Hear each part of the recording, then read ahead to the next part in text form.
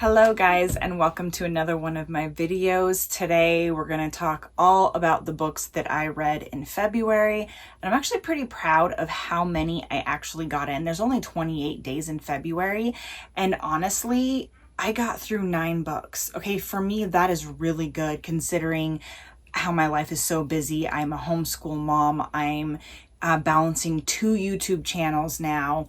I'm training for a marathon running race on top of all these other 5K races that I am planning to do with my Poochie right here. She's an Alaskan Klee Kai. Anyways, let's get into talking about all the books I read in February. But before then, you know what we need to do, because you know what? Most of us all say the same thing. Grab a drink. These are my favorite. I absolutely love these. Oh yeah, and by the way, happy March.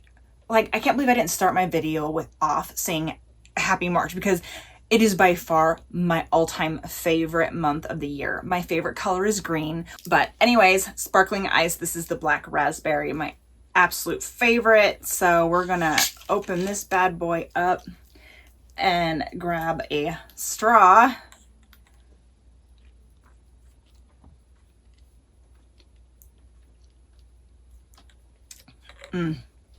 Oh, so tasty. Oh crap! I just lost my straw. Okay, well, I didn't lose it, but it works. I have my little journal here. I don't make mine as beautiful and colorful as a lot of people do. Maybe eventually I'll get to that, but my life's just too busy to be able to do that. But I'm at least writing down all of my books and then my thoughts and my ratings and, you know, things like that. So then when I'm making these videos for you guys, I can kind of remember what it is that I'm doing here. A quick little backstory so that you guys will kind of understand, because there's definitely a theme for the books that I read this month. Back in 2024, I hit a massive reading slump. I'd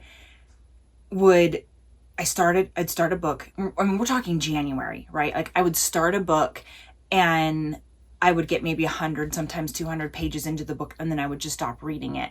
Other times I would get maybe 1, 2, 3 books into a series and then get like 100, 200 pages into the next book of that series and then just stopped reading it. And then it just on and on it went. I started books, started series, didn't finish them. There are so many books on my Kindle Unlimited that I DNR'd, just completely DNR'd. And there was nothing wrong with them. I think it was just me. I was personally in a reading slump, but I'm definitely glad I didn't just DNR all of these books. I'm glad that I went back to them and finished them, because they were so worth it. And I remember that some of the series that I started being worth it. Like, I knew they were going to be 5-star reads. Find my straw again. Oh, excuse me. I burped. Which cracks me up. I've watched people on YouTube who chug carbonated sodas and then they burp and they're like, oh, I'm sorry you guys, I don't know why that keeps happening, I must have a burping problem. I just have to laugh. Maybe it's because I'm much older and I homeschool, so I don't know, but it's like, you realize when you're chugging carbon from sodas, it makes you burp. Like, literally, you're gulping down carbonated soda. Of course you're gonna burp. You don't have a burping problem, darling. I promise you. You're just chugging a soda. Anyways, let's get into this.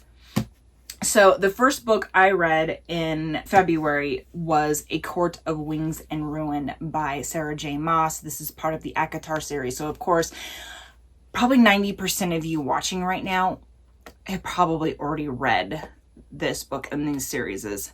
So this was one of the first series that I had started in the beginning of 2024 that I did not finish. I read the first 2 books, which was A Court of Thorns and Roses. It's on my shelf over here, so I'm kind of like reading it. And A Court of Mist and Fury. That was book 1 and 2. I ate through those 2 books, just flew through them. And then I got to this one and I got about 100 pages in, just stopped. Again, there's nothing wrong with the ACOTAR series. And the ACOTAR series, in my personal opinion, after having read all of them, and sorry, I just hit my speaker. After having read all of them, is a 5-star series. This book made me cry. The storytelling, amazing. Rhys, who is the MMC, I absolutely adore. He would do anything for Freya. Like, anything under the sun, he would do for her. And I don't even know if I'm saying her name right, honestly. I think it's like Fairy. That's what I'm going with. If I'm wrong, I'm so sorry. But that's how I've been pronouncing her name in my head as I read these. But anyways, Rhys would do anything for Fairy. And in my opinion, that is one of the biggest staples of a book boyfriend, okay? He is very protective of her and he wants to keep her safe, right? But at the same time, he's very respectful of everything that she's been through. As much as he wants to protect her, as much as he wants to keep her safe, wants to keep her out of danger, he knows that he can't do that. So he kind of stands on the sidelines and lets her shine. He has faith in her abilities. He has faith in her power and her strength and her ability to overcome.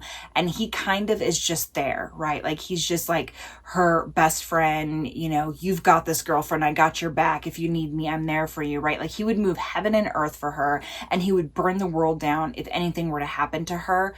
But at the same time, he lets her do her thing. And this book, personally, like, everything comes to a head, right? There's the big battle where they fight the bad guy. There was a lot of twists, there was a lot of turns, a lot of what the heck moments. The ending was, you know, wow. That's all I can say is like, wow. And so then, to follow the theme, I went to a Court of Frost and Starlight. This one was definitely a smaller book out of the series. I believe there was only, let me look it up. There's like 233 pages in this book. But I thought this one was kind of cute. But at the same time, I kind of felt that it was unnecessary. I mean, honestly, I gave this book, I believe it was like 3.5 stars for this book. And it's not because I didn't like it fully. I thought it was a cute little read, but I also felt that it was kind of unnecessary. None of the stories in here really kept my interest. I feel like, I mean, she doesn't shy away from huge books, right? So like, she could have taken out a lot of the stuffing out of this book and added, there was a few key points in here that are important for ongoing storyline, I'm pretty sure, but it wasn't a lot in my personal opinion. And she could have easily tacked that on into the end of this book, and it would have flowed better than this. I feel like this was just oh, I needed to add some more things that I forgot, and so I'm just going to put them in a little booklet. I just didn't feel like this book was necessary, but it was a good time. After that, and I thought long and hard about this one, if I was going to read it or not, but then I actually, because I hadn't even bought it. But then after I read A Court of Frost and Starlight, I was like, you know what? Forget it. I'm just going to do it. So then I went to A Court of Silver Flame. The reason why I hesitated is because this isn't about Rhysand and Fairy. This one is about Cassian and Nesta. And I will admit, I'm not a huge Nesta fan. I know. Don't hate me, okay? Don't hate me. We all have our own preferences. You know, we all have our likes and our dislikes, and they're different. And you know what? That is perfectly okay. That's perfectly fine. You know, nothing against Nesta. It's just, I've raised 3 kids. Her whining really got on my nerves. Okay? I mean, I get that she's been through a lot. I'm not going against that, but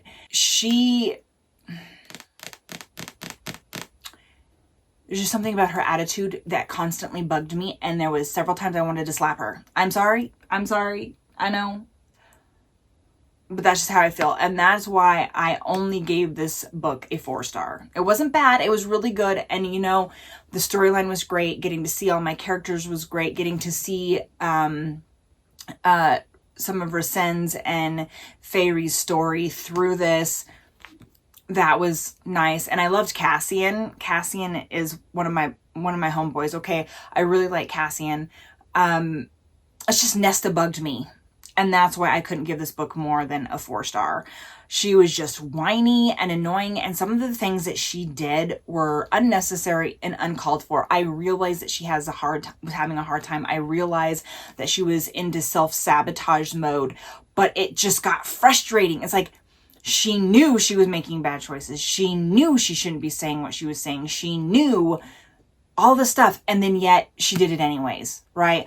And then she would get into this whining about how her sister doesn't love her, her sister doesn't pick her, and yet then she turns around and she's a total B to her, just the rudest you could ever be. And then she pouts again, goes back to pouting, like, why does nobody love me? Why does nobody care about me? And I'm just like, try not being mean to them. I mean, I'm just saying, you know, again, Nesta bugged me, but towards the end, she really grew on me. She shapened up, she smarted up, you know, she is strong, she's independent, and I do like that about her.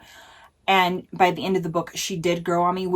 I was the last one of the series. However, there is nothing out there right now that I have heard about her even starting another ACOTAR book. So, I mean, I'm hoping that they're going to make one, but I haven't even heard any in the wind. If you have, let me know down in the comments below, because I'm definitely here for that. Because this is again, like I said, ACOTAR is definitely a 5-star series for me.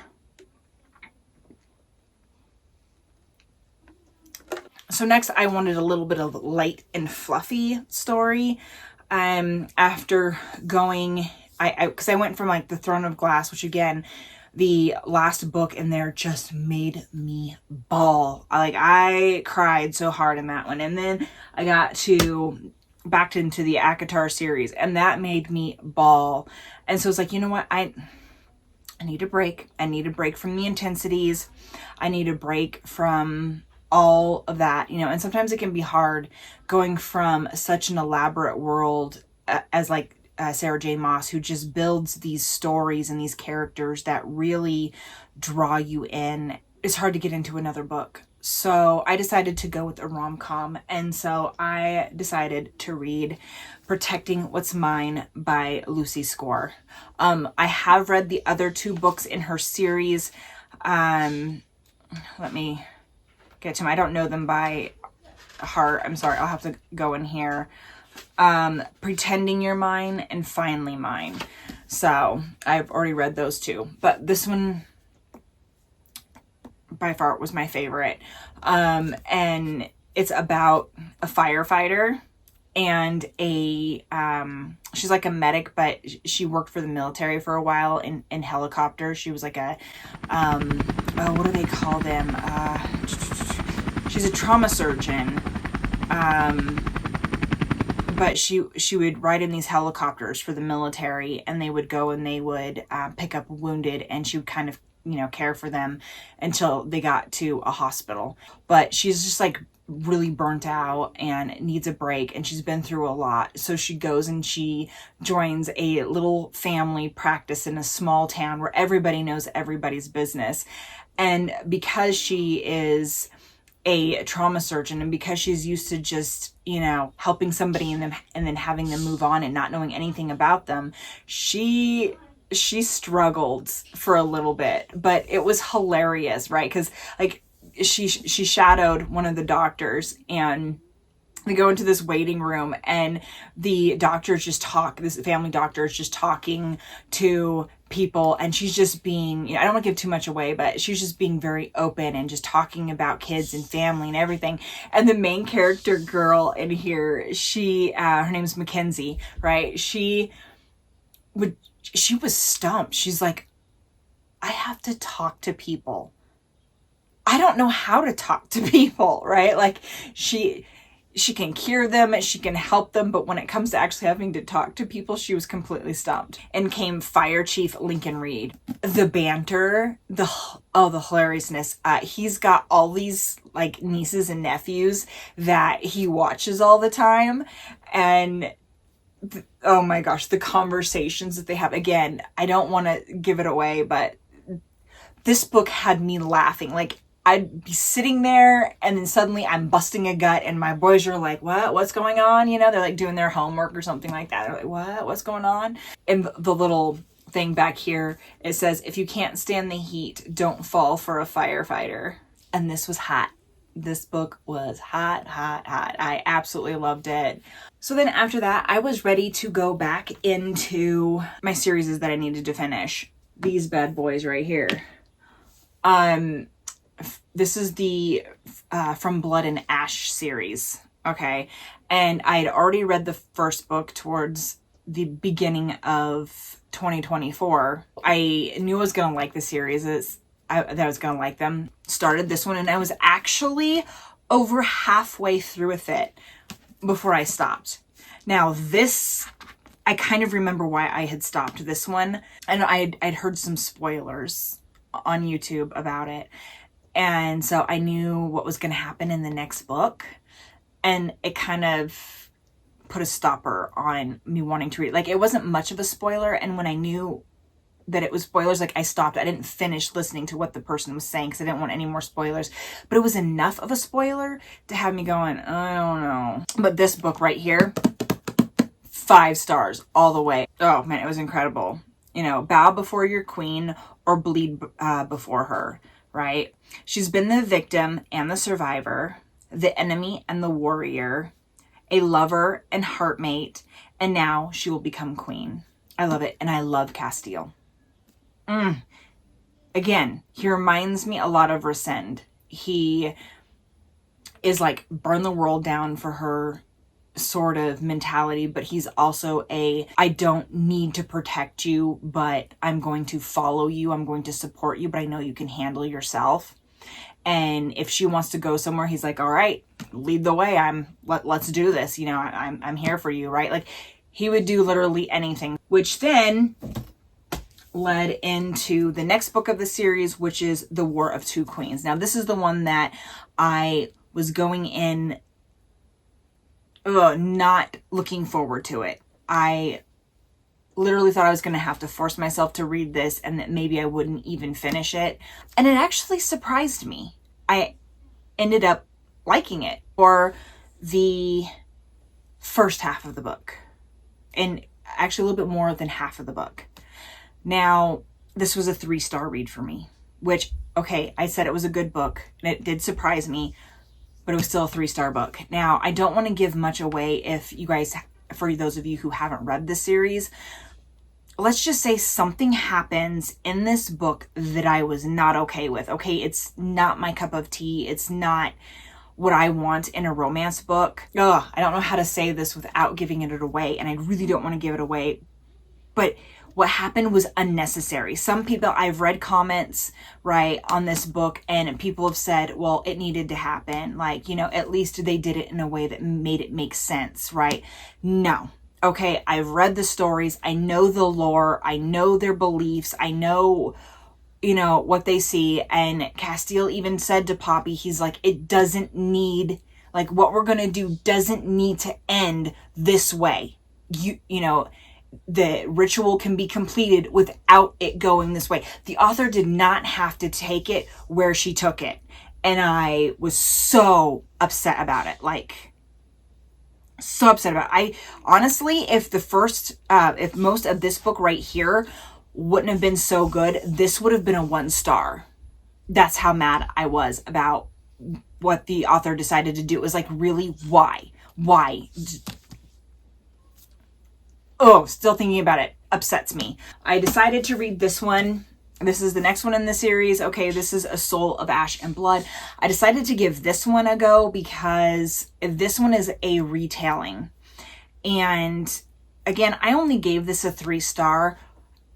But honestly, if I would have read this book much later instead of right at the end, like, you know, just, you know, doing a retelling after you've already read the whole series, kind of, you know, you know, I mean, maybe if I would have waited a couple series or a couple books before I picked this one up, it might not have been so bad. That being said, for a retelling, they did a really good job on this book.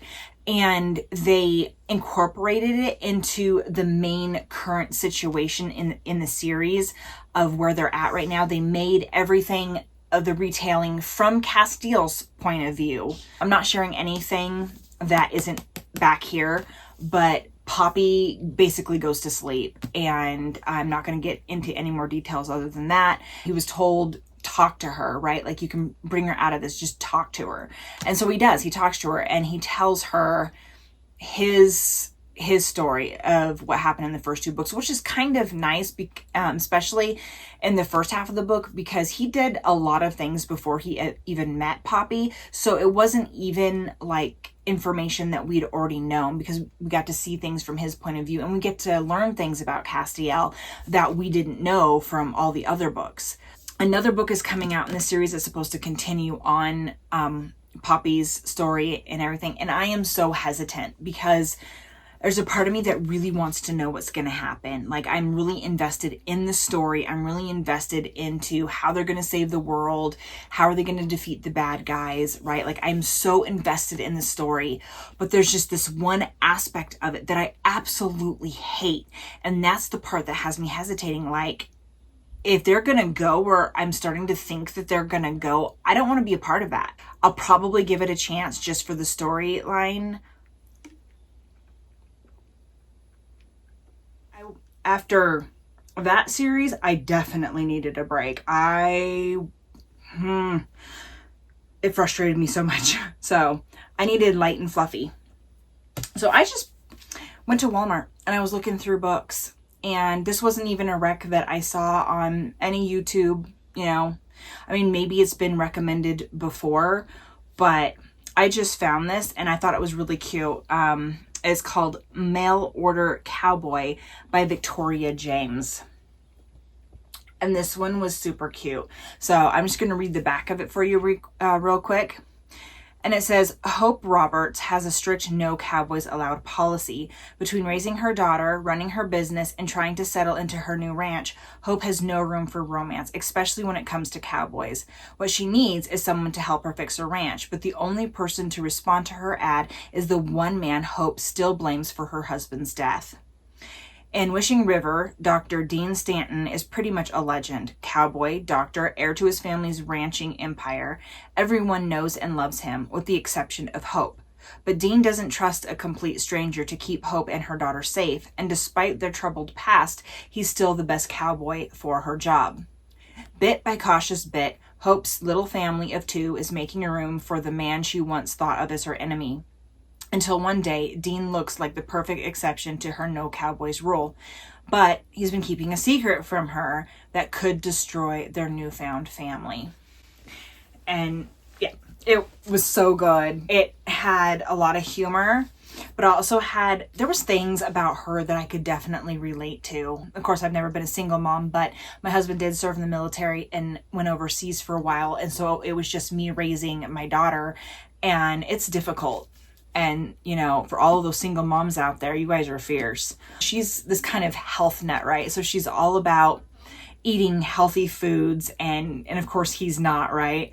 And so she's trying to win him over with all of these like healthy type foods that she thinks that he might enjoy, but of course, you know, totally messes them up sometimes, which is hilarious because I'm on keto. Sometimes I will try recipes that I think are going to be amazing that just turn out so gross, right? But then it's like, not all healthy foods are gross. You got to get used to them, right? But like, I don't know, there's something about that aspect of her reminded me so much of me, and it kind of made a relationship between us, because she would talk about something involving healthier foods, and then I'm like, oh my gosh, I say that to my friends and family literally all the time. I was like, you go girl, yes, you speak my words, you speak my language, right? So I absolutely loved Hope. I mean, it was great, and they were funny together, and he was so awkward in the beginning. Like, he would try to be funny, like he would try to tell a joke to make her laugh, and instead he would just make her so mad, right? Because he was just so awkward and he didn't know what to say. So he would say something and she would just be like, seriously? You know, and then like they end up in a fight and he's just like, I was just trying to get her to laugh. It's like, Dude, that was not funny, even a little bit. But he figures it out, and she figures out that he's trying to be helpful. Okay, and the last book that I read in February was Sarah J. Maas's series. This is House of Sky and Breath. This is her Crescent City series. And again, I had read all of book one earlier in 2020. This is more towards the end of 2024, I would have to say. It was the last series that I got a hold of. And I read all of that one, and I had gotten about 150 pages into this 800, let's see, it was, I got it, my book right here, 801 pages in this book. This was a big boy. Like, Sarah J. Maas makes thick books. I'm just saying. And I personally love this series. In my opinion, when people talk about Sarah J. Maas books, they talk a lot about ACOTAR. They talk a ton about The Throne of Glass, which I loved The Throne of Glass. The back of the books definitely make you think that Bryson Hunt are the MMC and the MFC. I don't necessarily agree with that. I feel like with as much as she switches through POVs, I feel like all of these characters are the main story. I feel like they all have a story to share. They all have a situation to go through. They all have their own missions, their own things that they're trying to overcome, right? So to me, it just, the whole Crescent the whole Crescent City series felt like it wasn't just one main character or two main characters. It was a whole group of people, and it was telling all of their stories. And because it's how it started out in the beginning of the book, that was the vibe that it gave. That was what I knew what to expect. I was able to settle into that. Now, the end of this book, this was definitely a 5-star read for me, and I would highly recommend this series. This book ended on a cliffhanger. Like, what? I couldn't believe it. And I am very curious as to what's going to happen. A part of me is really excited because, again, I don't want to give things away. Like,